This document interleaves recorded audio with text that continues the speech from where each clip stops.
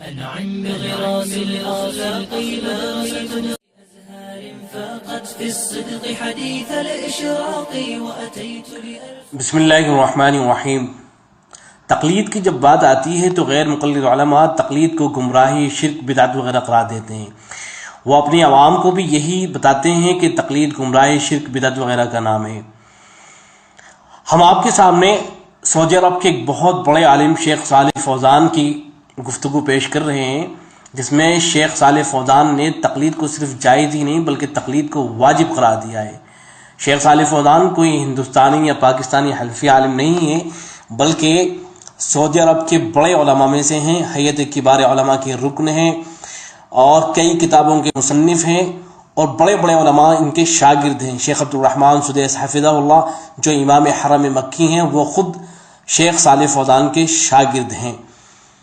تو یہ گفتگو ملاحظہ فرمائے اور اس کو سن کر آپ کو تعجب اور حیرانگی ہوگی کہ شیخ صرف تقلید کو واجبی قرار نہیں دے رہے ہیں بلکہ ساتھ ساتھ میں یہ بھی فرماتے ہیں کہ ہماری معلومات کے مطابق اس وقت دنیا میں کوئی بھی مجتہد مطلق نہیں ہے جس کے اندر اجتہاد کی شرائط پائی جاتی ہوں، لہذا جتنے بھی غیر مقلد ترم خواہ ہیں اور جتنے بھی بڑے بڑے علماء ہیں، در حقیقت یہ بھی سب کے سب تقلید ہی کر رہے ہیں۔ یہ گفتگو ملاحظہ فرمائیں۔ أثابكم الله.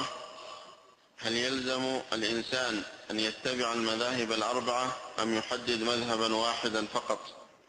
إذا كان عالما مستغنيا عن غيره فلا يجوز له أن يقلد، أما إذا كان ما يستطيع إلا التقليد فيجب عليه التقليد ولا يضيع، ما يضيع، لازم. إما يكون هو عنده أهلية في أنه يستنبط الأحكام من أدلتها، وهذا لا يكون إلا للمجتهد المطلق كالأئمة الأربعة وغيرهم من أئمة السلف.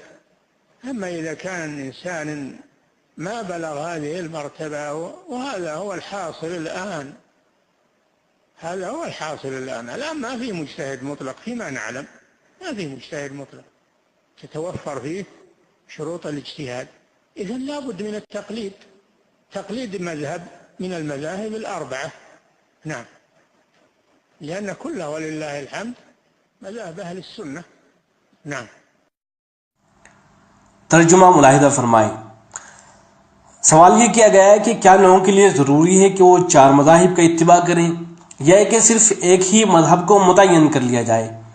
شیخ جواب دیتے ہوئے فرماتے ہیں کہ اگر کوئی ایسا عالم ہے جو دوسروں سے بے نیاز ہے تو اس کے لیے تو جائز نہیں ہے کہ وہ تقلید کرے، لیکن وہ شخص جس کا تقلید کے بغیر چارہ ہی نہیں تو اس کے اوپر تقلید کرنا واجب ہے، اور اس میں کوئی حرج کی بات نہیں ہے، اس لیے کہ یا تو اس میں اتنی اہلیت ہوگی کہ وہ دلائل سے احکامات کا استنباط کر سکے، اور یہ کام صرف مجتہد مطلق ہی کر سکتا ہے، جیسے 4 ائمہ تھے اور اسلاف میں سے دوسرے امام تھے۔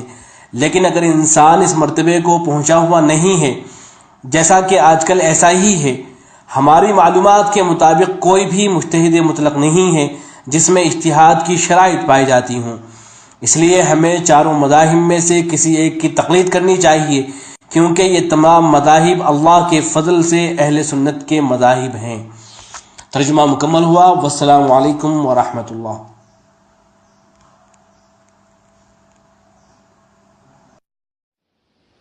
أنعم بغراس الأخلاق بارية صاغت أخلاقي فالنور بجنتها فيها بهار فاقت في الصدق حديث الإشراق وأتيت لأرسم لوحتنا شعرا بمداد الأشواق. أنعم بغراس